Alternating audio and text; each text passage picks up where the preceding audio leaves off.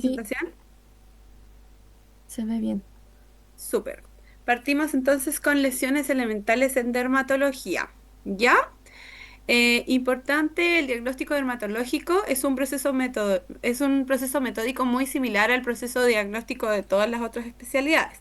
Hay un proceso racional, hay que hacer un análisis temático, también tiene que ser un proceso ordenado, sigue pasos y secuencias. Y dentro de esto, el proceso debe ser jerarquizado y valoración, hay que valorar al paciente, los hallazgos y la relevancia de estos en cuanto a la formulación diagnóstica. ¿Ya? Antes de continuar, me voy a presentar porque se me había olvidado. Yo soy Julie de León, dermatóloga egresada de la Universidad de Santiago de Chile, y voy a ser quien les va a dar esta parte de dermatología para quinto año.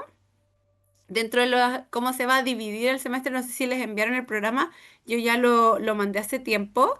Tenemos 5 clases, que cada clase está dividida en 2 partes, y además de esto vamos a tener talleres. En las clases yo les voy a dar sobre todo imágenes, que dermatología es muy de imágenes, conceptos básicos, generalidades. Les mandé ya la bibliografía que vamos a usar de base, y en los talleres ya vamos a abordar cosas más prácticas enfocadas sobre todo al abordaje diagnóstico y al tratamiento. ¿Ya? Así que las 2 clases de hoy son muy de semiología, muy de imagen, diagnóstico. Y ya en los talleres vamos a abordar todo lo que es el abordaje terapéutico de cada una de estos temas, ¿vale? Y continuando entonces, vamos a tener en cuanto al manejo del proceso diagnóstico en dermatología, que va a ser un proceso secuencial donde primero hacemos la historia clínica, hacemos un examen físico completo, a través de eso y en algunos casos con algunos estudios complementarios vamos a llegar a un diagnóstico, el cual después nos va a permitir poder orientar un tratamiento. Entonces, la evaluación dermatológica, cuando es sistemática, permite que tengamos un diagnóstico preciso y también un tratamiento eficaz. Ahora, ¿cómo describir una lesión en dermatología? Y aquí es importante que vean que son varios pasos que nos van a llevar al final a poder describir y hacer un diagnóstico correcto. Dentro de los pasos que están, es importante que primero veamos cuál es el fototipo. Y normalmente nosotros nos guiamos por la clasificación de Fitzpatrick, que está determinada por la respuesta que tiene la piel a la radiación ultravioleta. ¿Ya? Entonces va del 1 al 5, y generalmente a mayor respuesta o mayor capacidad de fotoprotección de los melanocitos va subiendo el fototipo, y mientras menos respuesta, entonces el fototipo va a ser más bajo. ¿Ya? Más adelante lo vamos a explicar con más detalle. Además del fototipo, vamos a describir primero la lesión elemental. Hay lesiones primarias y lesiones secundarias que lo vamos a abordar más en detalle, pero es importante saber cuál es la lesión elemental que nos va a orientar al diagnóstico. Y en cuanto a esa lesión elemental, vamos a describir el color, la configuración, los bordes y el tamaño. En algunas ocasiones también describimos el patrón o distribución de agrupación, sobre todo cuando las lesiones son múltiples. La localización es importante, y también el patrón de distribución en relación a los ejes, ¿ya? Lo cual va a orientar sobre todo algunas patologías en específico, sobre todo distribución, localización, por ejemplo, si está en zonas acrales, si está en el tronco, si tiene un patrón de distribución dermatomérico o si se distribuye en pliegues. Cada una de esas cosas nos orienta a algo. Finalmente, en algunas patologías específicas uno puede utilizar palpación, auscultación o percusión. En algunas otras uno utiliza algunos tipos de maniobras para poder hacer los diagnósticos diferenciales. Entonces, importante en cuanto a la inspección, sobre todo ya hablando de una lesión ilimental, por ejemplo, si tenemos una placa, una pápula, el color, la configuración de esta, que significa qué forma va tomando la lesión, cómo son los bordes, si están definidos o no, el tamaño, es importante medir el tamaño, si se agrupan o son únicas, en qué zonas se localizan y el patrón de distribución. En cuanto a la palpación, generalmente hay algunas lesiones que se palpan, otras que no, pero cuando las palpamos, idealmente revisar la consistencia, la sensibilidad. En algunas lesiones uno busca la respuesta a la vitropresión o a la digitopresión, cómo es la superficie de la lesión, la temperatura y en algunos casos si tiene o no tiene pulso. En las lesiones vasculares, sobre todo, aplicamos auscultación, en la cual podemos escuchar soplos o frémitos, crepitaciones de tejido o contenidos de tumores, ¿ya? Y la percusión es muy aislado en los casos en los que se utiliza en dermatología. Bien, volviendo al tema de la clasificación de Fitzpatrick en cuanto al fototipo.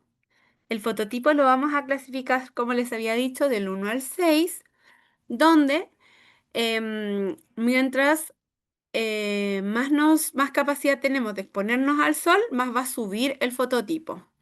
Mientras menos toleramos la fotoexposición, vamos a ir bajando. Entonces tenemos el fototipo 1, que cuando se expone al sol la piel siempre se va a quemar, nunca se broncea. Y generalmente son pacientes que tienen la piel muy blanca, los ojos azules o verdes y generalmente sus pigmentos son con tendencia a los rojos, hacia los pelirrojos. En estos pacientes específicamente hay una producción mayor de eumelanina en comparación a la melanina. En el fototipo 2 es muy parecido al 1, muy fácilmente se quema y raramente se broncea. Y como van viendo del 3 hacia el 5, ya cada vez la capacidad de bronceado aumenta hasta llegar al fototipo 6, que es un fototipo que ni se quema ni tampoco cambia al momento de exponerse al sol. Son pieles muy oscuras, con cabellos generalmente negro, con cabello negro y también con ojos negros, y son pacientes de raza negra. ¿Por qué es importante saber el fototipo y diferenciar el fototipo? Porque como pueden ver en la imagen de al lado, em, las características de una lesión en cuanto a una misma patología se ven muy diferentes en un fototipo 6 que en un fototipo 2. El eritema en los fototipos más altos generalmente no lo vemos generalmente como un color mucho más violáceo, generalmente más café, marrón, y en las pieles más claras sí vamos a poder contemplar más este rojo, este eritema, ¿ya?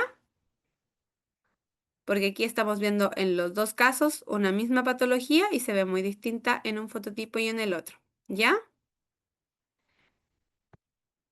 En cuanto a la configuración y la forma, sobre todo en algunas patologías, la configuración nos va a orientar mucho al diagnóstico. Las formas circulares, circinales, pueden ser anulares, arciformes, policíclicas, como en el caso de las formas targetoides. También vamos a tener configuraciones en espiral, en estelares, reticulares, ¿ya? Y cada una de estas configuraciones nos orienta mucho hacia el diagnóstico. En cuanto a los bordes, estos pueden ser regulares o bordes nítidos. Pueden ser bordes activos cuando hay un borde con eritema, como en el caso de la tiña corporis, o bordes irregulares en donde casi no se define dónde termina el borde de la lesión. Es muy difícil a observarlo, ¿ya? Pueden también estar mal definidos, bien definidos, lo cual también se toma en cuenta para el diagnóstico. En cuanto al tamaño, es importante medir las lesiones, por ejemplo, entre la pápula y la placa. Una pápula generalmente uno la considera menos de 5 milímetros, entre 0 y 5 milímetros, y a partir de los 5 milímetros ya se considera una placa. En el cuanto al tamaño, generalmente la medición debe ser con una regla dermatológica y las lesiones pigmentadas, sobre todo cuando son nevus melanocíticos congénitos, lesiones que nacen con los niños, hay que medirlas al nacimiento, dado que estas se clasifican por su tamaño y los riesgos de algunas complicaciones aumentan a mayor tamaño.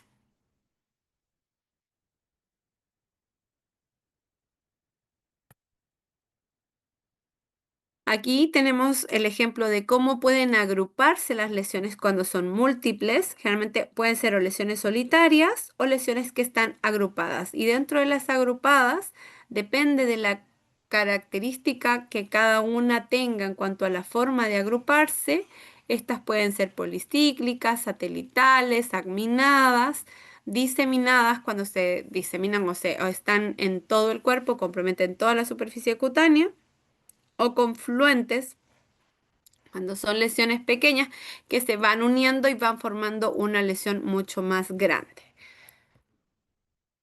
En cuanto a la localización de distribución, esto se va a relacionar mucho con las partes del cuerpo, entonces vamos a tener lesiones que van a estar en las zonas extensoras, que eso es muy característico de la psoriasis, las zonas flexoras, que eso lo podemos ver mucho, sobre todo en pacientes que tienen dermatitis atópica, en las zonas acrales, que eso se refiere a manos y pies, palmas y plantas, dermatomérica, que sigue un patrón de un dermátomo, patrones lineales, sobre todo algunos que tienen que ver con las líneas de clivaje o de evolución de las células ectodérmicas. También tenemos los intertriginosos, que también son los que tienen que ver con los pliegues. Seborreicas, que son en zonas de mayor distribución grasa, como son en las zonas faciales, retroauriculares y también en la zona del tórax y el pecho. Zonas fotoexpuestas o zonas que están expuestas al sol y trayectos linfáticos, como es en las linfagitis. Por su parte, la localización y el patrón de distribución también tiene una clasificación. Esto también es como más en relación a los pacientes que tienen algunas alteraciones de la pigmentación o mosaicismos, ya los cuales pueden estar localizados, generalizados, pueden ser en una sola parte del cuerpo, unilateral o bilateral, pueden ser simétricas o asimétricas, universales cuando afectan toda la superficie corporal, o en mosaico, que recuerda generalmente el patrón de los mosaicos, que es el que vemos en el dibujo de la diapositiva. Entonces, la palpación se hace sobre todo en lesiones que son nodulares, lesiones que son mucho más o levantadas. Cuando una lesión es palpable, entonces generalmente uno va a hablar de una placa o de un nódulo, y ahí uno tiene que ir a ver la superficie cutánea que está alterada. Cuando la lesión no es palpable, puede ser una mácula, una púrpura, una telangiectasia. En cuanto a lo que vamos a ir a ver en cuanto a si son palpables o no, ver si tienen un contenido sólido o líquido y si la superficie cutánea está alterada. En el caso de que la superficie cutánea sí esté alterada, evaluar si hay ulceración, si hay escamas, si hay costra o si hay lesiones intrincadas, ¿ya? Siempre revisar la consistencia y las características adicionales que pueden ser si tú la comprimes o no la puedes comprimir, si al comprimirla desaparece o no desaparece, si hay una superficie que sea rugosa o lisa, por ejemplo en el caso de las verrugas, que siempre va a haber una superficie más rugosa. En el caso de los lipomas, la piel va a estar sin alteraciones y es una lesión de superficie lisa. ¿Ya? La temperatura, que en las lesiones vasculares generalmente hay aumento de temperatura, lo mismo que en algunas patologías infecciosas, y pulsátil, sobre todo cuando son lesiones vasculares. Vamos entonces ahora a la parte de las lesiones elementales, que las lesiones elementales van a ser la base del lenguaje dermatológico y constituyen el fundamento del diagnóstico clínico. ¿Ya?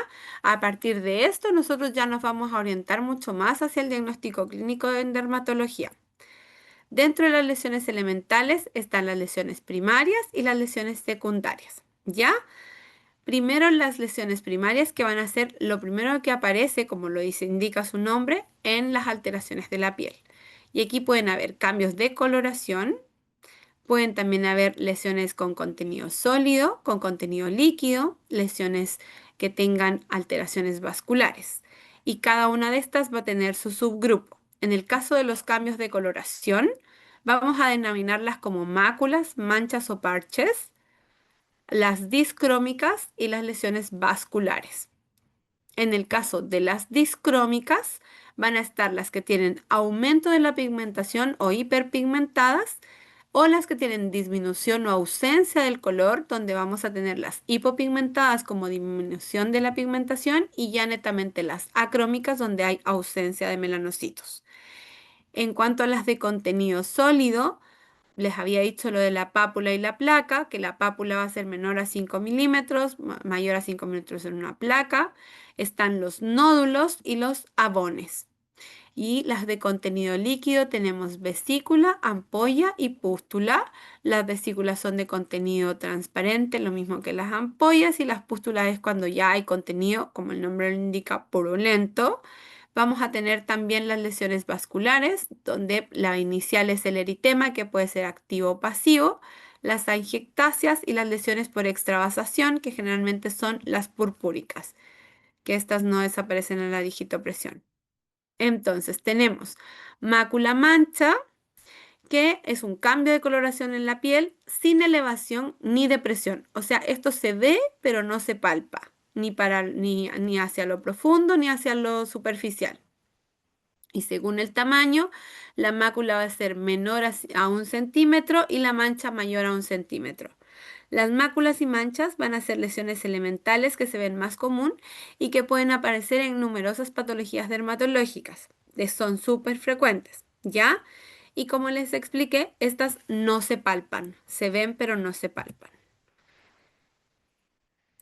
Y acá están las discrómicas y las vasculares, que ya las habíamos mencionado antes, las angiectasias, los eritemas pasivos y las púrpuras.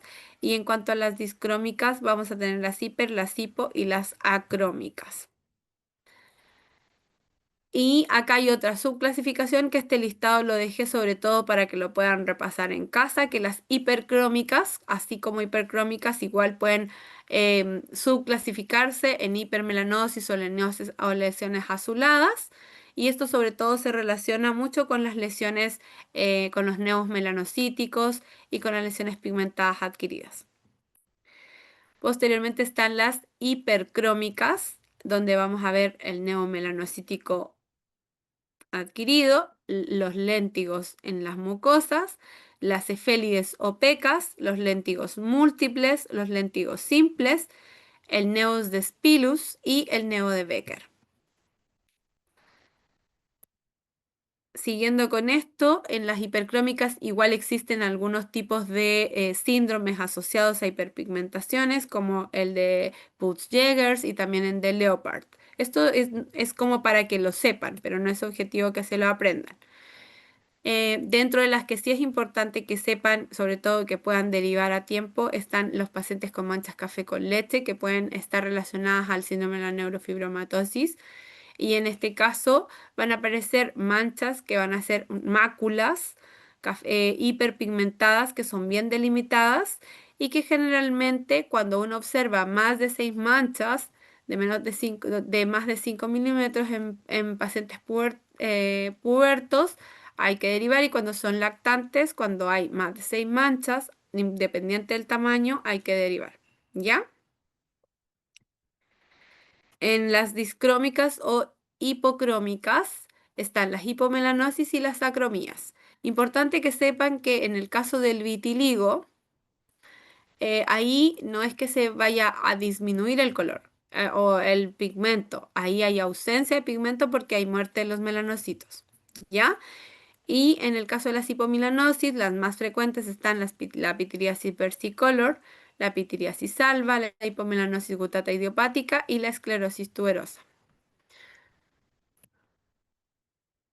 Acá tenemos algunos ejemplos, como la pitiriasis versicolor, que se las había mencionado, la pitiriasis alba, aquí está el vitiligo, que ya esta es una acrómica, y las manchas hipopigmentadas, que pueden ser idiopáticas.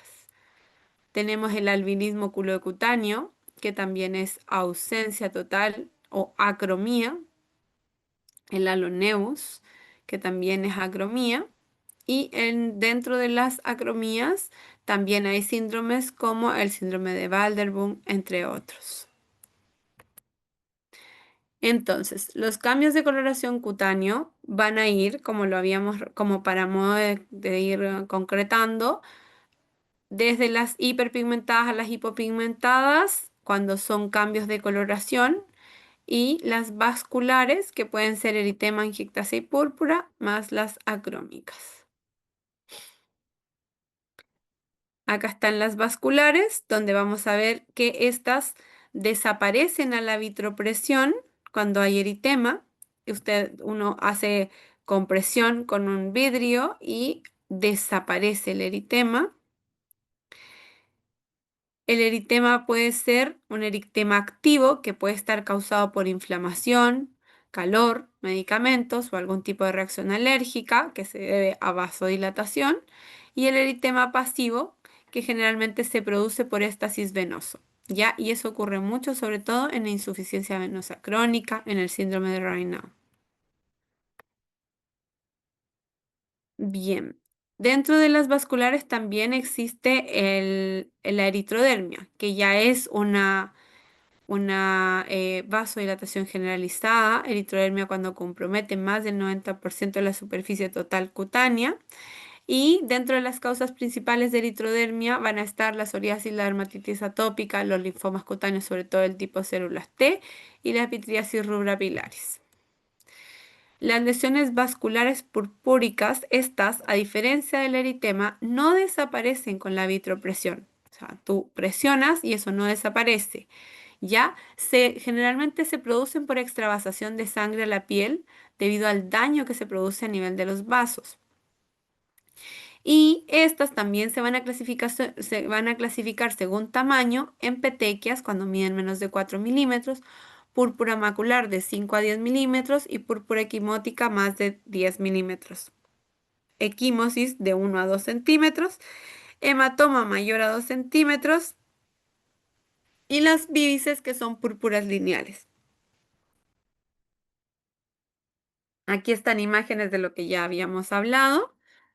Aquí está la púrpura senil o de Bateman. Acá hay angiectasias vasculares, que aquí igual las angiectasias se van a subclasificar en telangiectasias cuando miden más de 1 milímetro y en más de 1 milímetro y varículas cuando están entre 1 y 4. Acá hay algunos ejemplos también de malformaciones vasculares como el neuflamios o las manchas salmón en pacientes pediátricos. Y pasamos ahora a las lesiones sólidas, pápula, placa, nódulo, abón. Pápula, elevación sólida, menos de 1 centímetro, placa, elevación sólida más de 1 centímetro, nódulo, lesión sólida profunda y abón, elevación por edema dérmico. Aquí están los ejemplos en imágenes. Siempre estas lesiones, a diferencia de las máculas, se van a poder palpar tanto como si son sobre la superficie o como si hay una alteración hacia atrofia, o sea, hacia la profundidad. Aquí hay varios tipos de pápulas según su morfología, que pueden ser acuminadas, cupuliformes como en el caso de los moluscos contagiosos, umbilicadas como en el queratoacantoma o hiperqueratóxicas como en el caso de las verrugas. La placa entonces, las características principales de las placas que van a ser lesiones sólidas, palpables y elevadas de más de 1 centímetro de diámetro, con una superficie que puede ser plana o puede formarse por la confluencia de varias pápulas. Aquí igual puede tener bordes que generalmente van a estar bien definidos y va a tener diferentes niveles de profundidad. Ya pueden haber placas epidérmicas que solo van a comprometer la capa más superficial de la piel o placas dérmicas. Dentro de los tipos de placas según su morfología, también tenemos placas que van a ser anulares, como en el caso del lupus subagudo. Tenemos placas de eritemato descamativas, como en la pitiriasis rosada. Hay placas anulares que van a tener forma de anillo, como en el granuloma anular, o placas en piel de sapa que van a ser placas como más aterciopeladas, y esto se ve más en la esclerosis tuberosa. Aquí tenemos otros tipos de placas, como en la placa eritematosa escamosa de la psoriasis, las anulares o las numulares, perdón, que esas se ven más en el eczema numular, dermatitis atópica, en roseta como en los depósitos, en la dermatosis por depósito lineal de IgA, y en queso suizo como en el caso de la enfermedad de Hansen o lepra. Finalmente vamos al abono roncha, lo cual va a ser una elevación edematosa transitoria de la piel. La característica del Avon es que desaparece a la digitopresión, son evanescentes, tienen un centro con un halo eritematoso y un centro que va a estar pálido. Generalmente tienden a ser pruriginosas y duran generalmente menos de 24 horas. Al desaparecer, estas no dejan ninguna lesión residual y pueden estar causadas por liberación de histaminas o mediadores vasoactivos.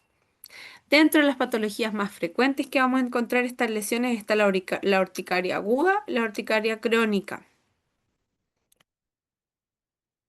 Los nódulos, ¿ya? Las características principales de un nódulo es que lo vamos a ver principalmente como una lesión sólida profunda de un tamaño de mayor a 1 centímetro y que va a afectar la dermis profunda. Puede ser o no del mismo color de la piel y puede o no tener alteraciones de la piel. Depende de la etiología. ¿Ya? Y aquí vemos algunos ejemplos como el eritema nodoso y el prurigo nodular.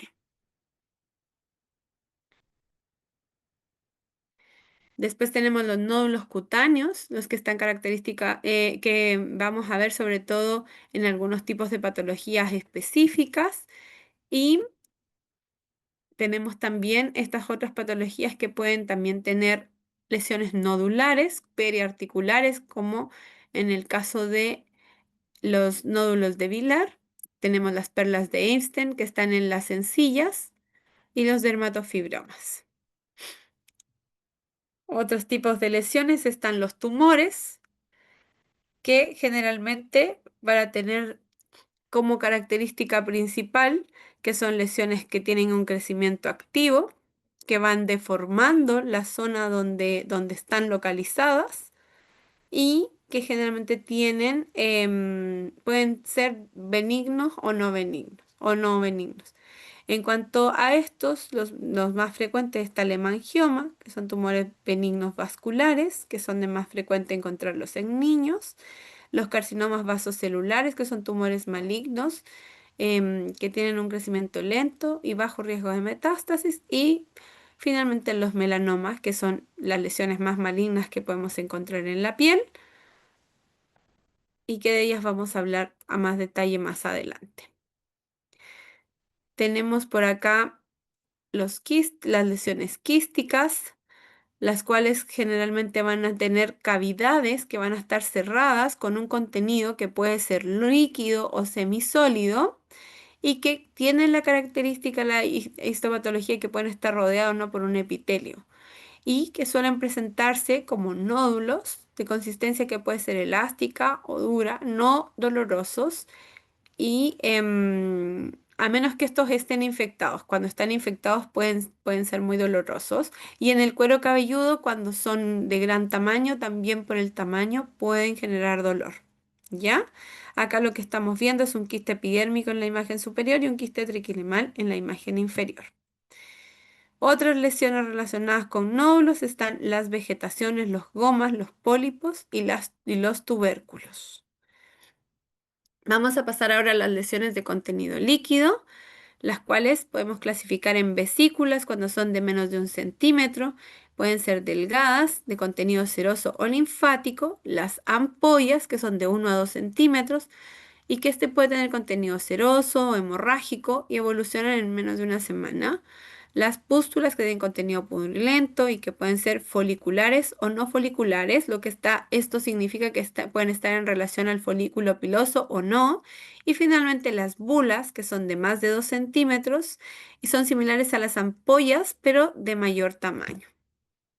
Aquí tenemos ejemplos de vesículas, las cuales tienen menos de un milímetro de diámetro y las cuales pueden estar agrupadas, como en el caso del herpes simple o el herpes zóster. Pueden estar en forma de diana o de target, como en el eritema multiforme, o como en gotas de rocío, como en el caso de la miliares cristalina o sudamina. Las bulas o ampollas, que habíamos dicho que son lo mismo, solo que una es de menos de 2 centímetros y la otra más de 2 centímetros, que generalmente van a ser temporales, generalmente rara vez van a durar más de una semana y pueden romperse con mucha facilidad, depende de la localización, y pueden ser tanto subepidérmicas como intraepidérmicas. ¿Ya? La presencia de ampollas extensas puede considerarse una emergencia dermatológica. ¿Ya? Las enfermedades ampollares autoinmunes, acá tenemos dos ejemplos, está el pénfigo y el penfigoide, las cuales van a tener como característica estas ampollas intraepidérmicas, donde en el caso del pénfigo tiene el signo del Nikodski positivo, que es que cuando uno le pasa el dedo a esta ampolla o, y la desliza, esta ampolla se rompe con mucha facilidad. Y cuando el signo de Nikolsky está negativo, significa que uno cuando hace esa maniobra de apretar la ampolla y pasar el dedo, esta no se rompe. ¿Ya? Las lesiones de contenido purulento pueden ser, como les había dicho, asociadas o no al folículo piloso. Pueden estar estériles, como en el caso de la psoriasis o en el caso de la pustulosis general idiopática. Y en el caso de las infecciosas, pueden ser tanto por bacterias, por hongos o por parásitos. Estas pueden estar localizadas o generalizadas. Pasamos ahora a otro tipo de lesiones como son los forúnculos, los cuales van a ser procesos infecciosos en relación a las pústulas, que generalmente van a presentarse como un nódulo doloroso, eritematoso y que va a evolucionar con supuración. Los abscesos, que ya son colecciones mucho más grandes dentro de una cavidad y que van a formar necrosis tisular. Y finalmente los bubones, que van a ser tumefacciones inflamatorias que van a estar supurando por un ganglio linfático y que se pueden asociar a infecciones como en este caso que es la peste bubónica. Vamos a pasar ahora a las lesiones elementales secundarias, ¿ya? Estas son las que se producen después de que ya hubo una lesión primaria. La lesión primaria se produce sobre piel sana, estas se pueden producir en relación a la lesión primaria, las cuales pueden ser temporales o soluciones de continuidad. Dentro de las temporales están las escamas, que van a ser una fina lámina del estrato córneo que se va a ir descamando, la costra, que va a ser desecación de las secreciones sobre la piel, y la escara, que generalmente es tejido necrosado adherido a la piel. Las soluciones de continuidad, erosiones, que van a tener pérdida de la superficie de la epidermis, la úlcera, que es pérdida de la epidermis y la dermis, y la fisura, que es una hendidura lineal en la piel. Tenemos entonces aquí algunas características de las escamas, ¿ya? Que generalmente pueden ser, en el caso de el color, pueden ser amarillas, grisáceas, plateadas, y esto nos va a orientar un poco más a por qué se producen. Y su significado clínico, ya que pueden ser procesos inflamatorios que pueden ser subagudos o crónicos, y según el color y la morfología y la distribución nos van a orientar a diagnósticos diferenciales. En algunos casos, sobre todo en pacientes infecciosos, el raspado de estas escamas nos puede orientar, cuando lo vemos al microscopio, a si hay o no algún cuadro infeccioso. Esto es para que sepan, no es tan objetivo que ustedes se sepan así como la escama para qué es, pero para que sepan que también de las escamas hay una clasificación que nos orienta mucho a los diagnósticos, depende del tipo de escama, uno puede pensar en una psoriasis o en el caso de una escama mucho más pegada, puede uno pensar en una escamostracia, que es una escama mucho más adherida, o una pityriasis versicolor si esta es mucho más volátil o furfurácea. Aquí hay imágenes clínicas de los tipos de escamas. En la escama seria, como en la primera imagen de la psoriasis vulgar, la pityriasis versicolor con una escama furfurácea, que es la segunda, ahí vista con luz de Wood, y las escamas grasosas de la dermatitis seborreica o las enfermedades de Dariar, y en collarete, que generalmente se ve en la pityriasis rosada Gibber. Acá hay algunos otros tipos de escamas ya relacionados a algunos síndromes, como en el caso de los ictiosis vulgares, la ictiosis ligada al X y la ictiosis arlequín. Y en las costras vamos a tener que estas van a ser principalmente, según el origen de la costra, van a ser estas formaciones como superpuestas sobre la piel y que pueden estar compuestas, puede ser por suero, sangre o pus. Y secundario a esto, entonces van a tener las características de colores, como las podemos ver aquí, hemática en la imagen superior, la mielicérica en la del medio y finalmente la imagen del cuero cabelludo inferior, que es más ostrácea, o escútula, que también se le dice. Necrosis cutánea, que ya habíamos conversado de esto, que es por muerte de los tejidos circundantes a la piel, las cuales pueden ser de etiología infecciosa o no infecciosa. Acá hay otros tipos de lesiones permanentes y en este sentido vamos a hacer bien la diferencia entre cicatriz, la cual puede ser una cicatriz normal, atrófica, hipertrófica o queloidea, y la atrofia, donde va a haber adelgazamiento cutáneo con pérdida de sus componentes, como puede ser los folículos pilosos. Finalmente, las estrías, que son atrofias lineales de la piel. Y aquí tenemos los varios tipos de cicatrices, cicatrices normales, atróficas, hipertróficas y queloideas. Las soluciones de continuidad, denme un segundito, por favor.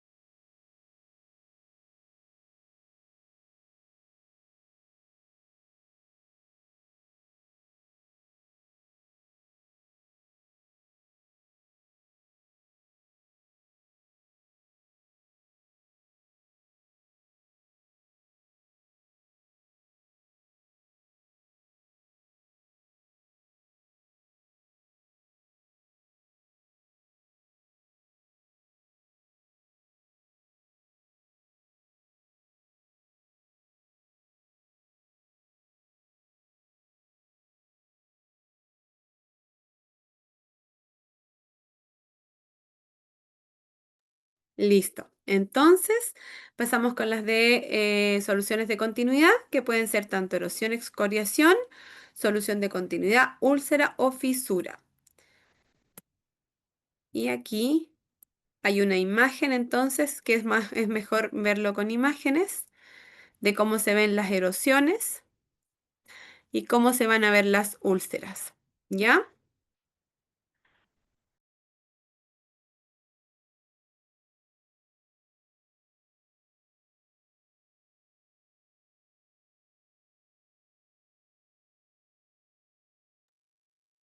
Bien.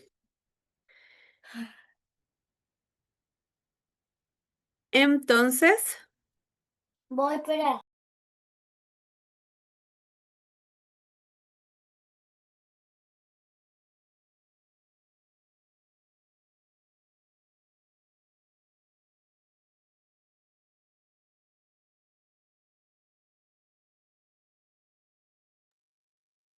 bien. Ay, no sé qué pasó que ahora ya no corre la presentación. A ver. ¿Todavía ven la pantalla? Sí, profe. No sé por qué. Ya no puedo hacer correr la presentación. A ver. Me quedé aquí y ya no. Ahora sí. A ver. A ver.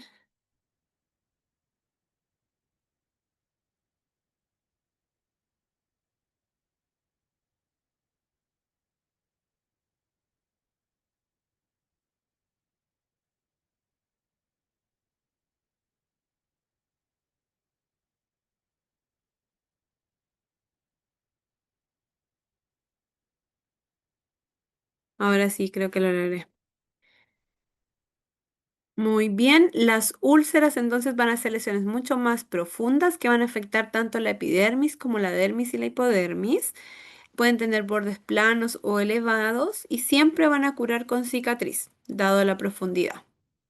Las fisuras, por su parte, son hendiduras que van a limitarse a la superficie cutánea, pueden ser pequeñas o profundas, de color rojo, y depende del nivel, algunas pueden curar con cicatriz, pero la gran mayoría no. Eso es todo en cuanto a la semiología. Sé que fue mucho, pero no sé si les quedó alguna duda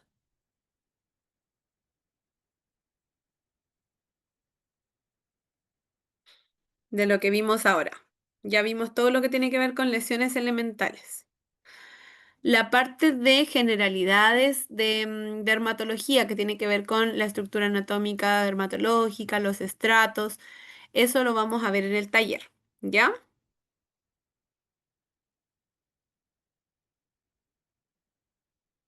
Hasta ahora, ¿alguna duda con lo que vimos ahora? ¿Todo bien, profe? Bien. ¿Pasamos de una vez a la segunda clase o quieren tomarse unos 5 minutitos?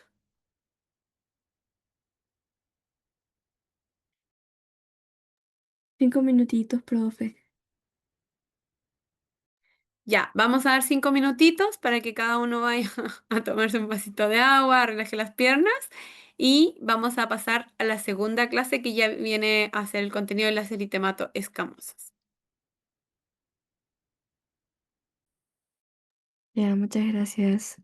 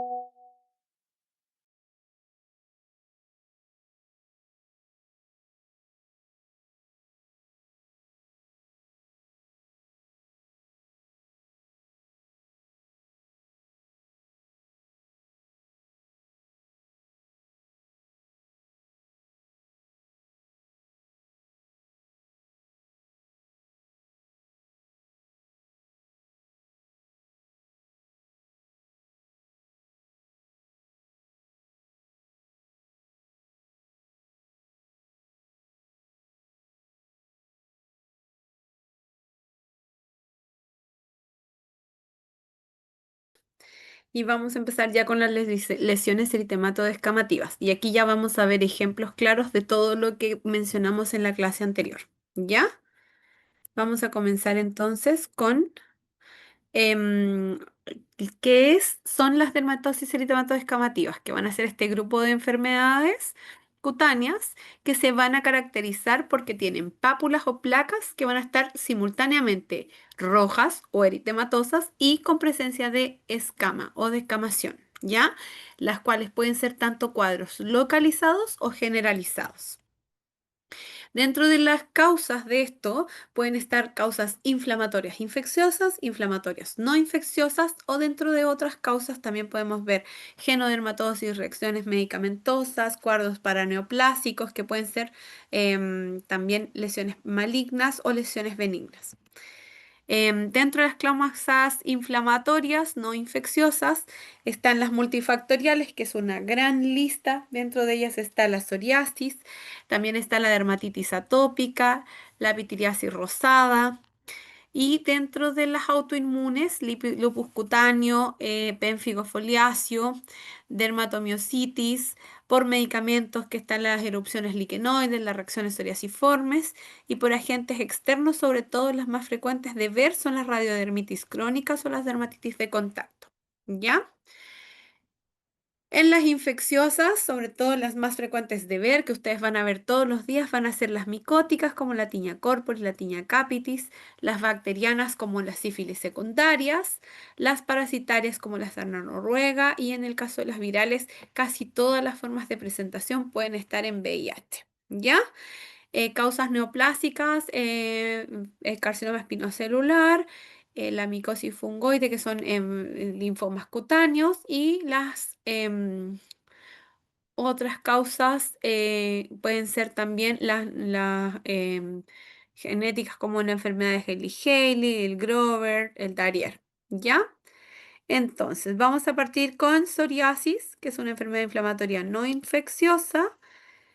Actualmente también está considerada como una enfermedad autoinmune multifactorial que va a afectar tanto la piel, las mucosas, los anexos y las articulaciones. Tiene un gran impacto en la calidad de vida y existen dos tipos, las que son de temprano, que hay una alteración del HLA-CW6, que es un gen, y las que están sin la alteración de ese HLA específico. ¿Ya? em, el paciente va a tener per se un estado proinflamatorio, por lo tanto es un paciente que hay que tratar, hay que abordar y hay que dar seguimiento, porque no solo tiene una alteración en la piel, estos pacientes tienen mayor riesgo cardiovascular, tienen también comorbilidades asociadas como alteraciones del ánimo, también van a tener mucho más riesgo de cánceres y van a presentar varios desencadenantes, ¿ya? Dentro de ellos están los factores ambientales, los estilos de vida, las coinfecciones inflamatorias. En cuanto a las características de la semiología de las lesiones cutáneas, van a tener como lesión elemental una pápula o placa que va a ser eritematosa de bordes bien definidos, como la que podemos ver en la imagen, recubierta de escamas que generalmente tienden a ser gruesas, de color blanco nacarado o plateadas, que son secas y que se adhieren. Pueden ser lesiones múltiples, lesiones únicas, pueden estar localizadas o más generalizadas. Por lo general tienen la tendencia a ser simétricas y localizarse en las zonas, en el caso de la psoriasis vulgar, en las zonas extensoras del cuerpo. ¿Ya? Em, Generalmente no tiene síntomas asociados cuando solo es una psoriasis vulgar, excepto que son pruriginosas. ¿Ya? Para hacer el diagnóstico de esto, se puede hacer esta maniobra que se llama raspado metódico de Bruch, que ahí lo que uno hace es raspar la escama, desprender una primera capa que se conoce como cerote. Después de esto se desprende una pequeña lámina córnea y finalmente aparece un polvillo fino blanquecino que va a ir blanqueando la lesión y por debajo de esta va a quedar esa fina membranita que va a ir saliendo y queda el rocío hemorrágico de Auschwitz, que es por la decapitación de las papilas dérmicas, lo que es lo más característico en psoriasis, ¿ya? Este tipo de raspado se puede hacer en las lesiones de la psoriasis vulgar, pero en caso de lesiones invertidas o pustulosas, esto va a estar negativo, ¿ya? La topografía más frecuente es como lo pueden ver aquí en la fotografía, zonas extensoras, codos por debajo de las rodillas, en la zona lumbar y en las zonas de las manos pretibiales.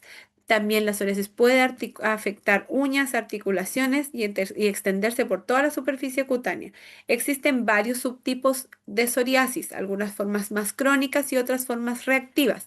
Dentro de las formas reactivas está la gutata, la pustulosa, la mucosa, que es súper rara de ver, y la eritrodérmica. Todas estas son lesiones reactivas o formas reactivas. Y las formas crónicas está la vulgaro en placa, que es la más frecuente, la de cuero cabelludo, la inversa, que va a comprometer todos los pliegues, palmoplantar, solo palmas y plantas, la unguial, que compromete uñas, y cuando vean esta, hay mucho más riesgo, tienen que ir a descartar artritis psoriática porque tienen más riesgo de tener artritis psoriática, la sebosoriasis y finalmente la artropatía psoriática.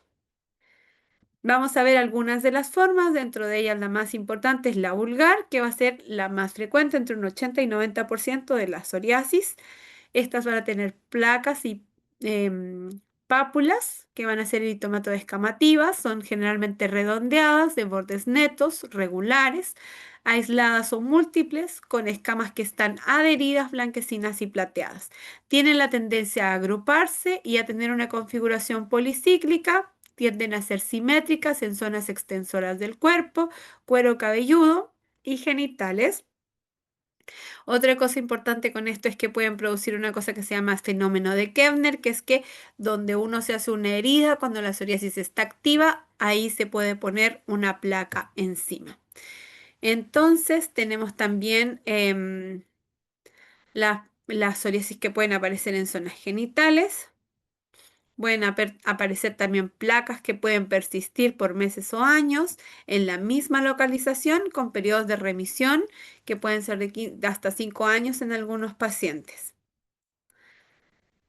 La psoriasis de cuero cabelludo, que es la localización más frecuente después de la vulgar, tiene la característica para poder diferenciarla de la dermatitis seborreica, que estas placas van a sobrepasar el borde de implantación del pelo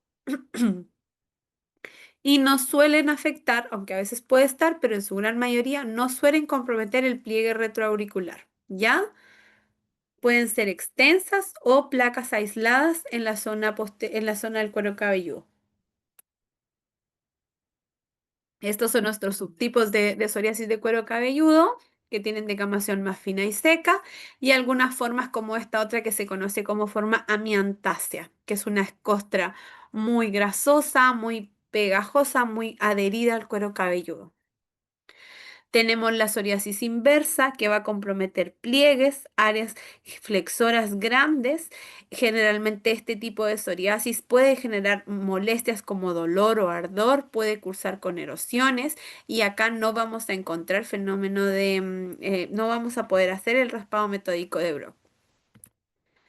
También tenemos la psoriasis palmoplantar, donde la característica va a ser que hay hiperkeratosis, keratodermia palmoplantar, un engrosamiento tanto de las palmas como de las placas. Son muy dolorosas, tiene bordes netos y también puede aparecer o no pústulas en su interior. ¿Ya? Y la psoriasis unguial, que como les había dicho, que puede existir y estar, aumenta el riesgo de artritis psoriásica. Tiene diferentes formas de presentación, como las que pueden ver acá: pits unguiales, leuconiquia aparente, traqueoniquia, manchas en aceite, hiperkeratosis subunguial, onicolisis y hemorragia en astillas. Todas estas formas que ustedes pueden ver acá, cuando aparecen lesiones en las manos, y también tienen lesiones de psoriasis en el cuerpo, lo más probable es que sea una psoriasis unguial. Y también para que lo recuerden como diagnóstico diferencial de las onicomicosis cuando las veamos. Finalmente, en relación a esto mismo, también está la artropatía psoriática, que puede estar hasta en el 30% de los pacientes. Generalmente producen una oligoartritis que es asimétrica y es erosiva, y generalmente afecta principalmente las falanges distales y puede producir los característicos dedos en salchicha, las entesitis, o en algunos casos puede tener artritis mutilante, aunque es menos frecuente. Las formas reactivas, como lo habíamos dicho antes, la psoriasis gutata, que generalmente es la más frecuente en pacientes jóvenes, generalmente es no pruriginosa, aparecen estas lesiones en forma de gotas, que son pápulo-escamosas de 3 a 5 milímetros, que van a comprometer principalmente el tronco y la región proximal de las extremidades. Tiene la característica que respeta palmas y plantas, es muy raro verla en el rostro, y generalmente puede ser por debut o también puede aparecer en pacientes que tengan alguna sobreinfección. Y de la eritrodermia psoriática solo mencionar que es cuando hay compromiso de más del 90% y lo vamos a ver más adelante. Pasamos a otra eritemato escamosa que es el Lichen-Ruber plano. Esta es una enfermedad inflamatoria que va a afectar piel, mucosas y uñas.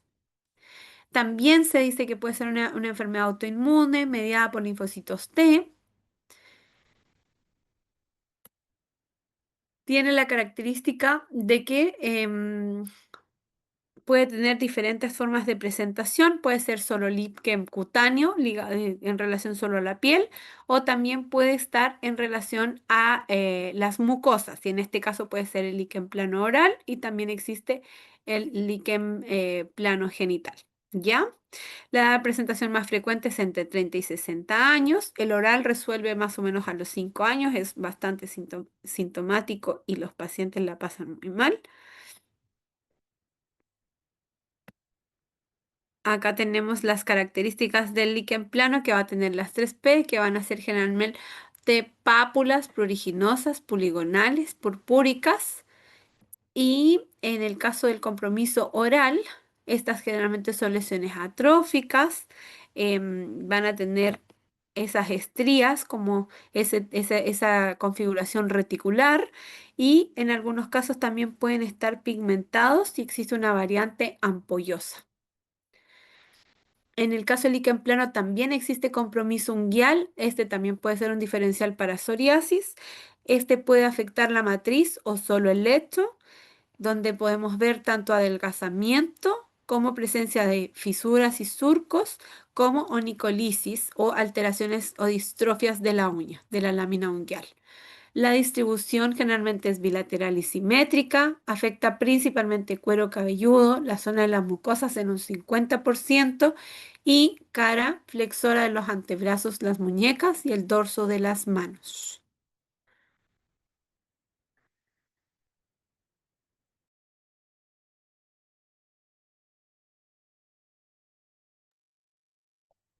Vamos a pasar ahora a la pitiriasis rubra pilaris, que también tiene varios otros sinónimos. Enfermedad de Dergeville, líquen rojo acuminado, entre otros. Es un trastorno de la queratinización. Todavía la etiología es idiopática. En estudio se dice que pueden haber involucrados alteraciones hereditarias, alteraciones metabólicas de la vitamina A. Tiene un periodo bimodal, aparece entre la primera y la segunda década de la vida o en la sexta década de la vida y es autolimitada entre los 3 y los 5 años. Van a aparecer estas pápulas hiperqueratósicas que generalmente son foliculares y con base sobre una piel eritematosa o sobre una piel roja. Inician en la cabeza y en el cuello y estas pápulas van a ir coalesciendo, uniéndose, formando grandes placas que pueden progresar hasta una eritrodermia.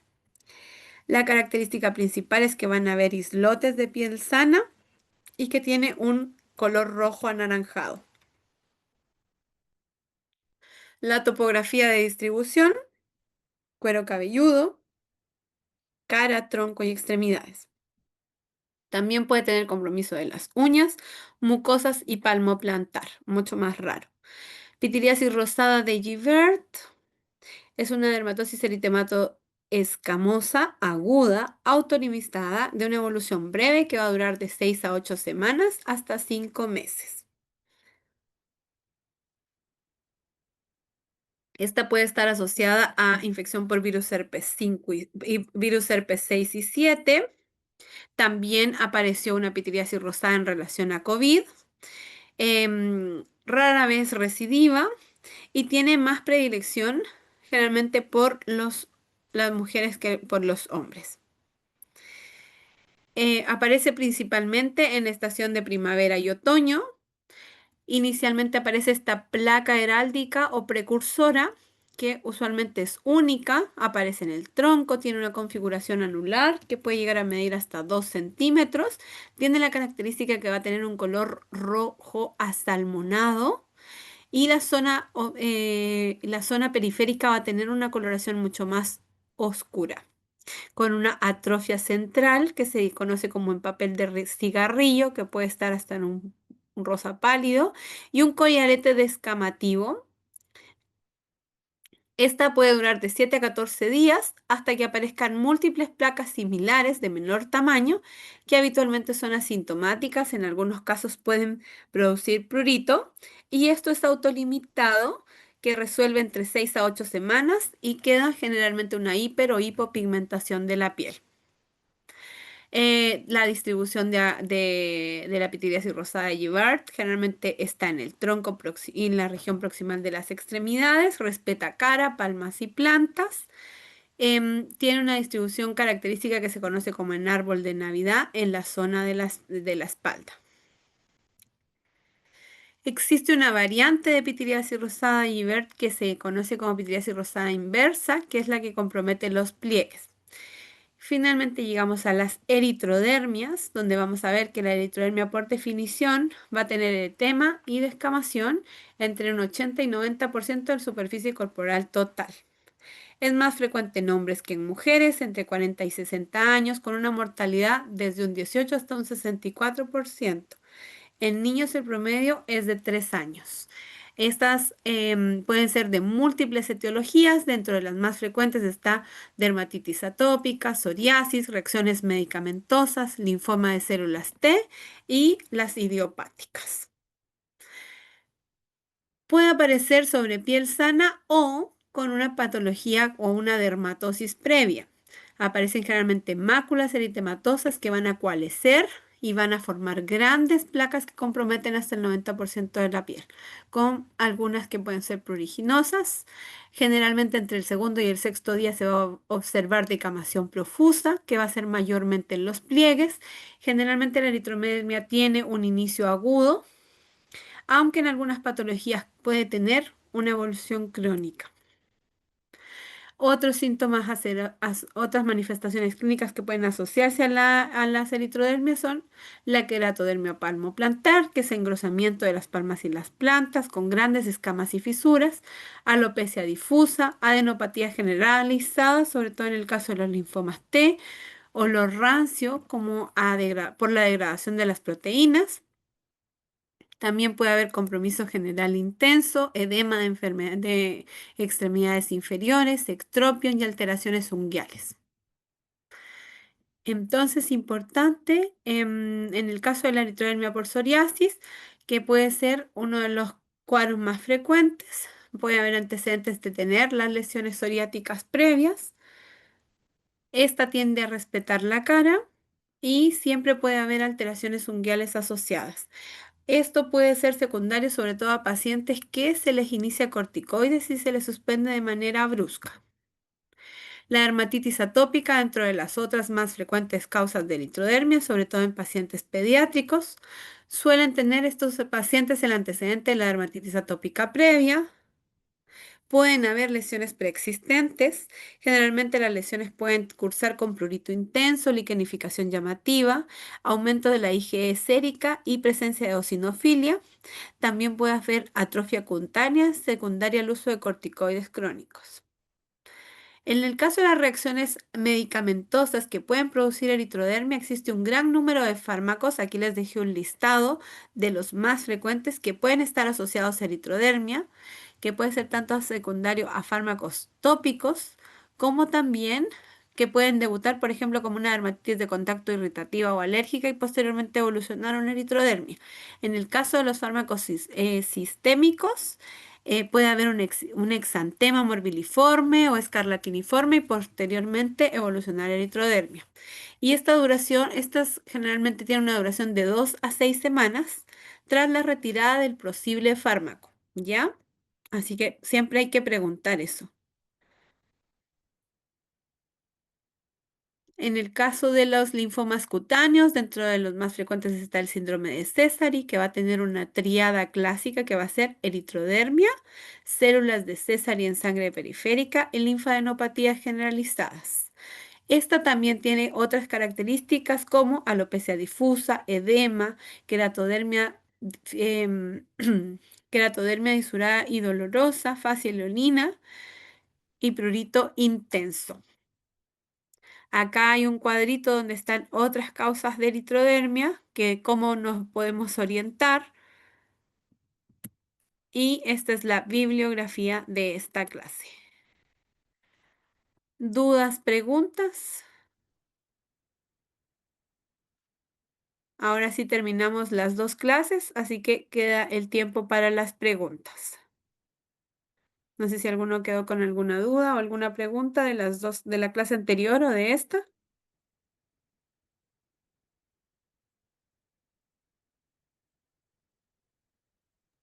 Profe, tengo una duda sobre eritrodermias.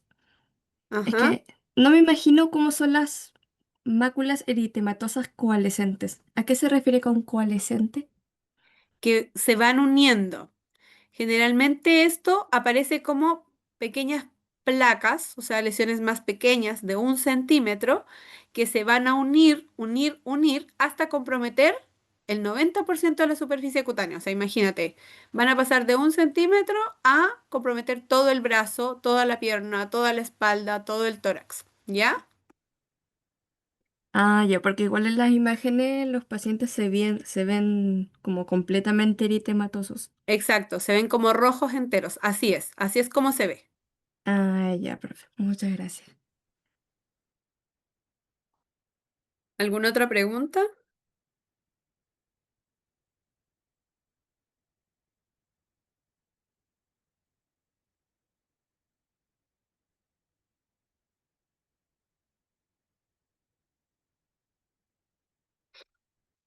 Bien, entonces, orientaciones para el taller del sábado. El sábado lo que vamos a hacer primero es que vamos a hacer un Kahoot de esta clase y de la clase anterior. O sea, de estas dos partes de las clases. Un poco de lesiones elementales y puede que salga ahí algo de lo que vimos ahora de psoriasis, de eritrodermia. Y la siguiente parte del taller se va a tratar de todo lo que tiene que ver con tratamiento y lo que está en la bibliografía que les dejé. Dentro de la bibliografía que les dejé está el manual del CTO, no sé si lo han visto, la bibliografía que les dejé. Sí, profe, está en el drive que tenemos como curso. Perfecto, ahí está el manual del MIR del CTO.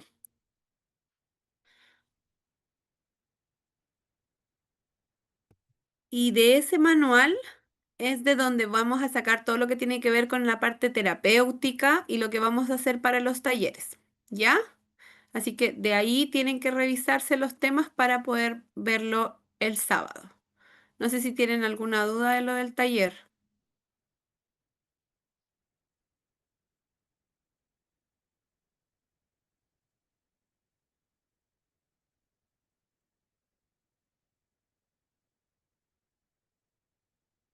¿no? No, profe, el taller es a las 8:45, ¿verdad? ¿El sábado? Quería, ujú, Ah, ya, para confirmar la hora. sí. Igual no sé si se podrán conectar un poquitito antes, como tipo 8:30, yo creo, para que hagamos Kahoot primero y después hacemos ya lo del CTO, lo del taller, o sea, la parte terapéutica.